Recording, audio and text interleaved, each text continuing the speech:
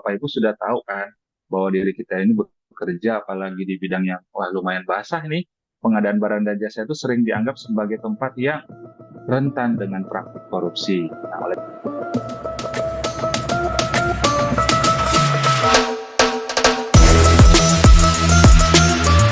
yang kedua, kita masuk ke tahap dua. Tadi terkait sikap, menyikapi. Menyikapi ini tentu dimodali dengan aktualisasi integritas dong ya. Bapak Ibu sudah tahu kan bahwa diri kita ini bekerja apalagi di bidang yang lumayan basah nih. Pengadaan barang dan jasa itu sering dianggap sebagai tempat yang rentan dengan praktik korupsi. Nah, oleh karenanya, sikap ini perlu diukur sejauh apa sih kita melakukan praktik-praktik anti korupsi dan bahkan menyuarakan anti korupsi sebagai bentuk suluh, ya, penyuluhan. Nah, oleh karenanya, ini sebagai bahan untuk merefleksikan bahwa, oh, saya sudah punya nih sebenarnya aktivitas ini, gitu ya, Bapak Ibu ya. Saya izin share untuk materi kedua, kriteria memadai dokumen. Nah, kenapa langsung ke dokumen? Karena memang agar terpenuhi persyaratan dasarnya dulu lah. Tadi salah satu persyaratan dasar kalau Bapak Ibu sudah ikut e-learningnya, pengetahuannya, itu sudah satu tuh, terpenuhi tiketnya, e-learning, e-learning padi. Yang lainnya apa? Kita lihat, mungkin di sini ada banyak ya, ada sebenarnya penyuluhan anti korupsi ada 4 skema, Bapak Ibu, ada 4 jenjang. Penyuluhan anti korupsi pertama, muda, madya, dan utama. Namun pada kesempatan yang singkat ini, saya coba jelaskan dulu yang pertama aja dulu. Adapun muda, madya, utama bisa dibaca di dokumen kriteria memadai ini, terkait portofolio apa yang harus disiapkan. Ini ya tadi ya Pak ya, Ibu ya, para master ya. Ada 4 skema penyuluhan anti korupsi yang berlandaskan dari SKKNI atau Standar Kompetensi Kerja Nasional Indonesia nomor 303 tahun 2016 yang berdasarkan dari keputusan Menteri Tenaga Kerja Kepmenaker yang pada saat itu tentunya melihat antusias masyarakat berpartisipasi dalam upaya pemberantasan korupsi dan terbatasnya akses kerja dan peran KPK dalam upaya pemberantasan korupsi, daerah-daerah dengan jumlah pegawai yang tidak begitu banyak dan hanya berpusat di Jakarta saja, tentu dibutuhkanlah peran-peran serta masyarakat ini melalui pengakuan kompetensi. Kita sikapi bahwa saya ini berintegritas, saya anti korupsi, saya bukan berpihak kepada KPK saja, sebagaimana lembaga amanat reformasi ini, tapi saya punya andil sebagai warga negara Indonesia dalam upaya pemberantasan korupsi. Maka selemah-lemahnya iman, selemah-lemahnya aksi, kita turut serta sebagaimana sikapi, bagaimana positioning kita, bagaimana peran kita sebagaimana melakukan penyuluhan anti korupsi. Inilah pengakuan yang diberikan oleh negara melalui sertifikasi kompetensi ini. Pertama, ada 5 unit kompetensi. Di dalam SKKN itu ada 20 unit kompetensi, Bapak Ibu. Nanti silakan dibaca, diunduh saja.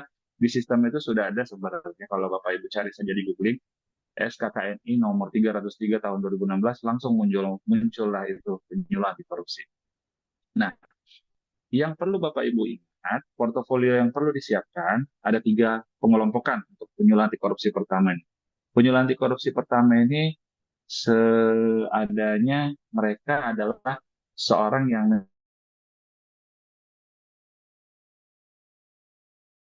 yang selalu menyuarakan anti korupsi di mana-mana.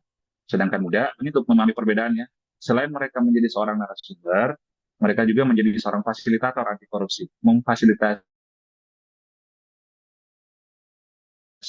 menjadi bagian dalam praktik-praktik anti korupsi dan integritas. Adapun media, selain menjadi narasumber dan fasilitator anti korupsi, mereka menjadi aktivator, katalisator gerakan yang mendorong organisasi atau unit atau komunitas jejaring agar bisa semakin masif lagi gerakan anti korupsi.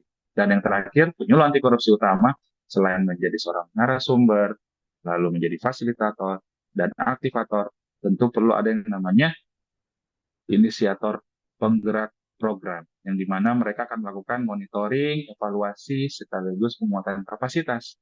Karena menjadi seorang penyuluh anti korupsi utama itu sangat dibutuhkan dorongan-dorongan program inisiatif.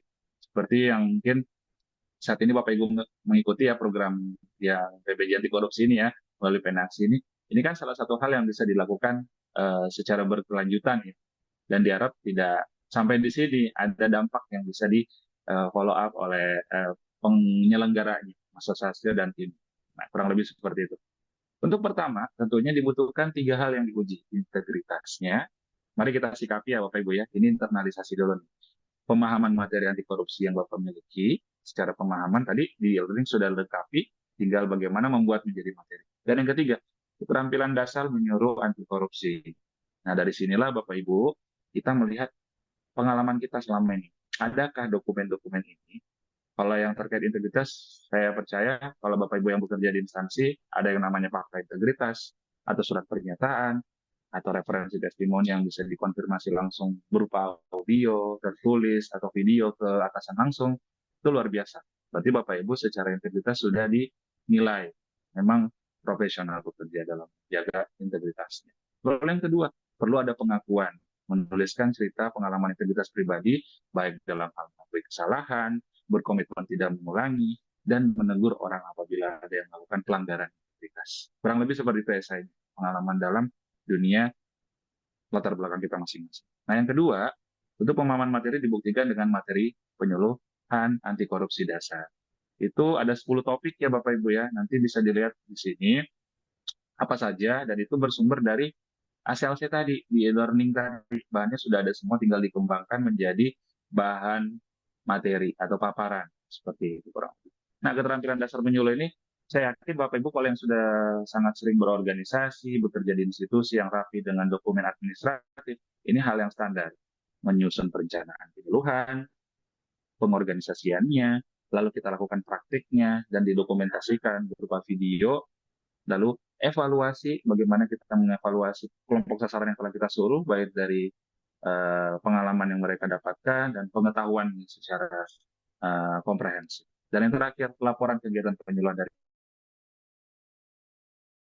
dilaksanakan dan evaluasi dituangkan dalam bentuk laporan. Inilah dokumen yang ideal. Kita sikapi bahwa ternyata menjadi penyuluhan anti korupsi itu mudah kalau benar-benar kita punya pengalaman. Karena saya percaya Bapak Ibu di sini bisa menempuh jalur pengalaman. Ini poin-poinnya.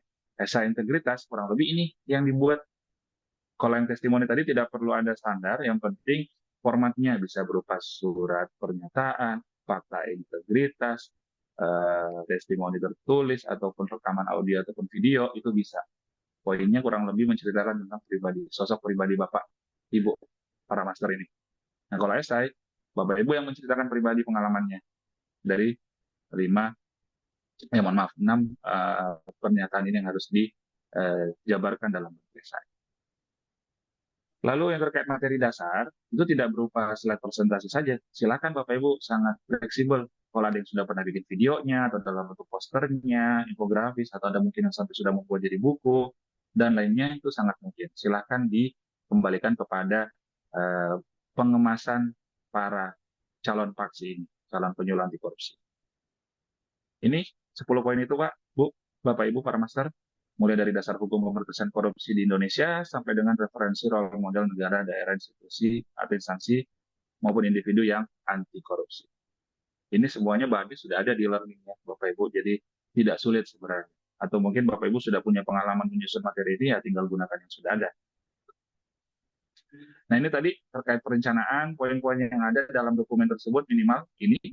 Kalau ada lebih nggak apa-apa.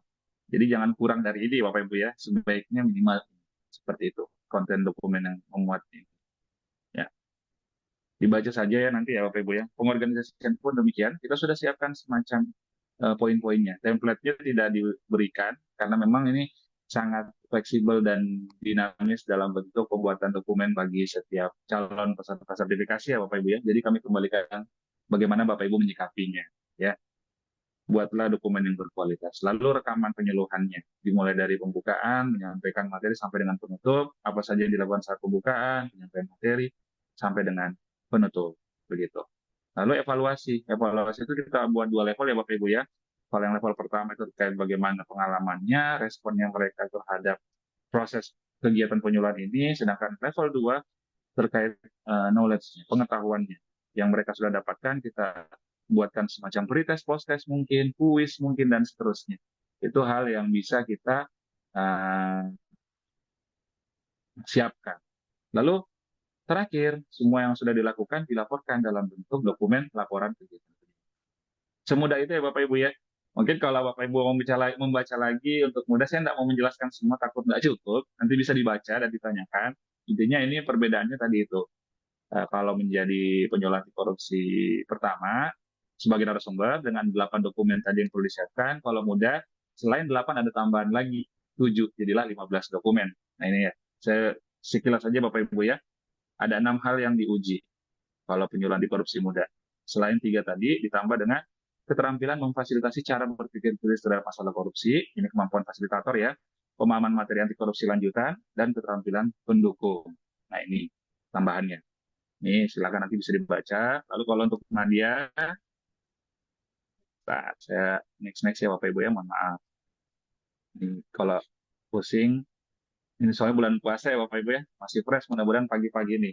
Nah kalau Nadia, itu 17 unit kompetensi. Oh ya, tadi kalau untuk muda di 9 unit kompetensi ya Bapak Ibu ya. Kalau pertama 5. Jadi unit kompetensi 1, 4, 5, 7, dan 9. Itu bisa dibaca detailnya di SKKNI nomor 303 tahun 2016. Nah, adapun muda 1 sampai dengan 9. Kalau madya 1 sampai dengan 17. Ya, sudah dibagikan tadi Pak Bapak atau Ibu Yuri Dwi sama Master Tio tautan informasinya di kolom chat. Jadi boleh di reminder lagi ya Master Tio ya. Nah, kalau untuk Madya, tidak hanya 6 yang diuji, ada tambahan lagi satu hal, pendampingan komunitas atau kelompok anti korupsi yang dibina. Sebagai aktivator nih, tidak harus membentuk organisasi baru Bapak Ibu.